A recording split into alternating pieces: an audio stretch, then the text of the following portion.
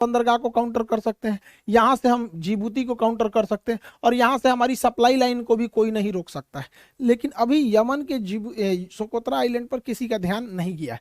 यहाँ पे करना चाहिए, सरकार को आगे बढ़ना चाहिए। चाइना ने इतना ज्यादा मात्रा में लोन दे रखा है अफ्रीकी देशों को कि उन्हें अपने कर्ज के जाल में फंसा लिया, और इस जाल में फंसाया बढ़िया से तंजानिया को। तंजानिया जो है, इसका एक जंजीबार द्वीप है जो दुनिया में सबसे ज्यादा लौंग के उत्पादन के लिए प्रसिद्ध है। तंजानिया के सभी समुद्री तटों को चाइना मांग रहा है कि हमको दे दो लीज पे, ये सारे समुद्र तट पे हम अपने बंदरगाह बनाएंगे। और आपको पता है कि चाइना अगर बंदरगाह बना दिया तो वहां अपनी पनडुब्बी नौसेना की जहाजों को लाएगा। हम लोगों की लाख कोशिशों के बावजूद चाइना का जहाज यहाँ पर अपना लंगर डाल ही दिया। इसलिए इसे काउंटर करने के लिए भी भारत के पास कई सारे द्वीप हैं। सेशेल्स का द्वीप एजम्पशन आइलैंड, जिसपे भारत अपना मतलब बेस बनाने वाला है, सेशेल्स में यहाँ पर है। मॉरिशस में एग्लीगा द्वीप है। ये दोनों द्वीप यहाँ से काउंटर अटैक के लिए यहाँ पर अवेलेबल हो सकते हैं। तो कहने का सेंस ये है कि भारत को पहले से अब रेडी रहना चाहिए, क्योंकि चाइना में जहां उथल पुथल होगा तो सी जिनपिंग अपने देश की जनता का ध्यान अपने ओर से हटाने के लिए वो कि या तो ताइवान की ओर हमला करेगा या तो फिर भारत की ओर। हालांकि भारत की ओर करेगा नहीं, अब उसको पता है कि 62 नहीं रह गया, यहाँ पे आदमी दौड़ा के मारेगा उसको। हालांकि युद्ध में अब अगर देखेंगे तो वर्तमान परिदृश्य में कई सारी चीजें चेंज हो गए हैं। यूक्रेन युद्ध में ड्रोन ने पूरी तरह से कंप्लीट सिनेरियो को ही चेंज कर दिया। तुर्की जैसा देश ड्रोन के मामले में, ईरान जैसे देश ड्रोन के मामले में बहुत तेजी से आगे बढ़े हैं। तुर्की का कौन सा ड्रोन यूक्रेन में तबाही मचाया, और रूस जैसे शक्तिशाली देश को ईरान से क्यों ड्रोन मंगाने पड़े, इसे भी हम लोग समझेंगे। उससे पहले आप लोग को सूचना भाई, यूपीएससी वाले बैचों के लिए देखिए, बहुत सारे लड़के आप लोगों को हम बताए भी थे यूपीएससी के लिए। जून में ही हम आपको अनाउंस किए थे कि यूपीएससी बैच आएगा जून में।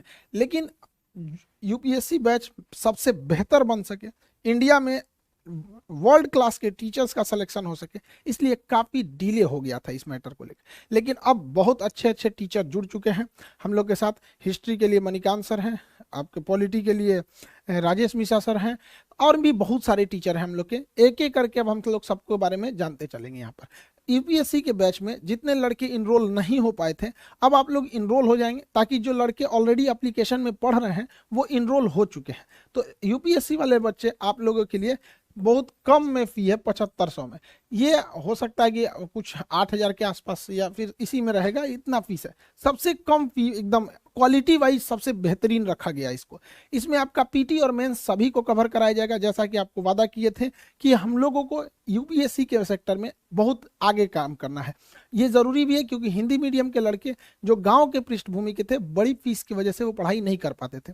मेरी भी मजबूरी थी, एप्लीकेशन में उतना जगह नहीं था, जिस वजह से हमको एप्लीकेशन के बैच लड़कों को बोलना पड़ा। फिर आप लोग यूट्यूब परिवार आपको कैसे छोड़ सकते हैं, तो आप लोग को भी कर रहे हैं। तो गांव का जितना भी लड़का है, जिन लोगों को अब दिल्ली जाने के लिए पैसे नहीं थे, अब वहाँ गांव तक में आपको अब शिक्षा दी जा सकती है। तो अभी ये है आपका, जितना जल्दी इसमें इनरोल हो जाएंगे लोग, उतना जल्दी क्लास हो जाएगा। क्योंकि एप्लीकेशन वाले ऑलरेडी इनरोल हो गए हैं, तो उनको 2 दिन हम रोक लेंगे।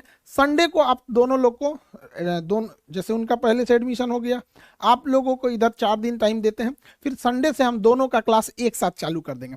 तो जो लोग एप्लीकेशन पे ऑलरेडी जुड़ गए हैं, उन लोगों का क्लास संडे तक के लिए थोड़ा सा डिले किया गया, ताकि इन लोगों को भी एक साथ जोड़ के क्लास को आगे प्रोसीड किया जा सके। तो संडे से तक आप लोग को टाइम है। आप यूपीएससी में जितने नए लड़के जुड़ेंगे,